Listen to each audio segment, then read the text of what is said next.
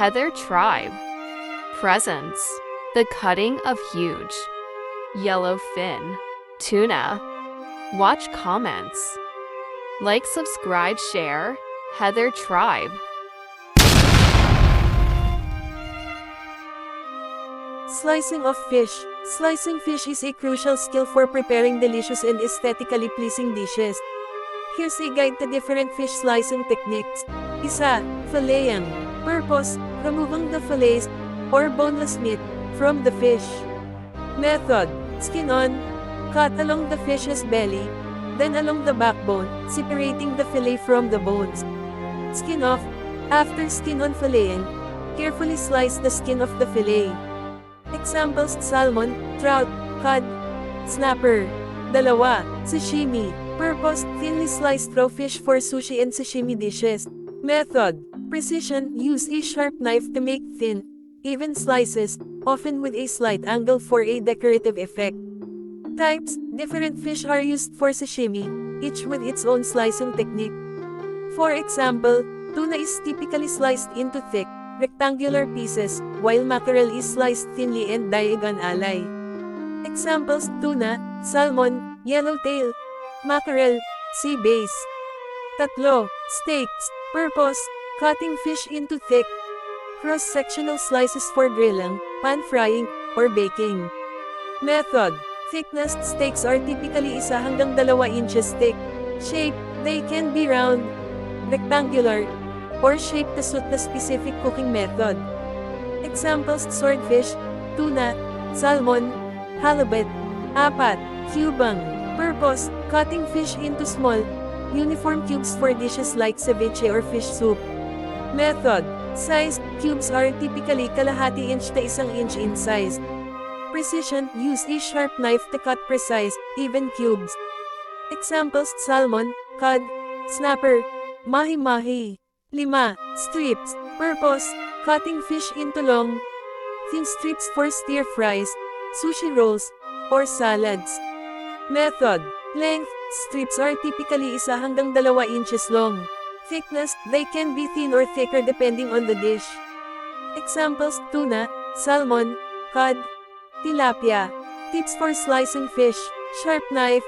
A sharp knife is essential for clean, precise cuts.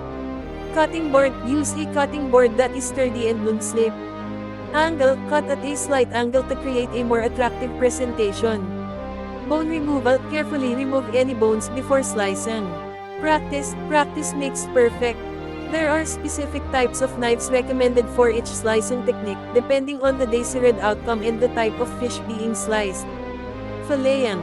Recommended knife, fillet knife. Characteristics: long, thin, flexible blade with a slightly curved edge. Purpose, designed to easily maneuver around the bones of the fish, allowing for clean, precise cuts. Alternative, bonang knife. Characteristics: similar to a fillet knife, but with a slightly stiffer blade. Purpose, can be used for filleting, but may be less ideal for delicate fish. Sashimi. Recommended knife, sashimi knife. Characteristics: long, thin, single-beveled blade with a sharp point. Purpose, creates thin, precise slices with a slight angle for a decorative effect. Alternative, chef's knife. Characteristics: versatile knife with a curved blade. Purpose, can be used for sashimi, but may not provide the same level of precision as a sashimi knife. Steaks. Recommended knife, slicing knife. Characteristics: long, thin, straight blade with a rounded or pointed tip. Purpose, creates thin, even slices of meat, especially for large cuts. Alternative, carving knife. Characteristics: long, thin, straight blade with a pointed tip. Purpose, similar to a slicing knife, but may be less flexible. Cubang. Recommended knife, chef's knife. Characteristics: versatile knife with a curved blade. Purpose, can be used for cubang, as well as other chopping tasks. Alternative, santoko knife. Characteristics: Japanese chef's knife with a straight blade. Purpose, can be used for cubang, and is particularly good for delicate ingredients like fish. Strips. Recommended knife, utility knife, 2. Characteristics: smaller than a chef's knife, with a straight blade. Purpose, ideal for slicing thin strips of fish. Alternative, chef's knife. Characteristics, versatile knife with a curved blade. Purpose, can be used for cubing, as well as other chopping tasks. Alternative, Santoku knife. Characteristics, Japanese chef's knife with a straight blade. Purpose, can be used for cubing, and is particularly good for delicate ingredients like fish. Strips, recommended knife, utility knife, dalawa. Characteristics, smaller than a chef's knife, with a straight blade. Purpose, ideal for slicing thin strips of fish. Alternative, chef's knife. Characteristics, versatile knife with a curved blade. Purpose, can be used for strips, but may not be as precise as a utility knife. Important considerations. Sharpness, a sharp knife is essential for all slicing techniques, as it ensures clean cuts and prevents tearing or crushing the fish.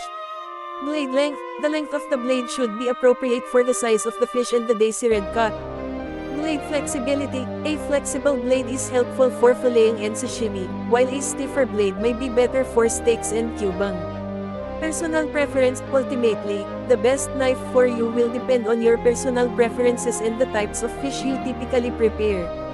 By using the right knife for the job, you can ensure that your fish is sliced beautifully and cooked to perfection.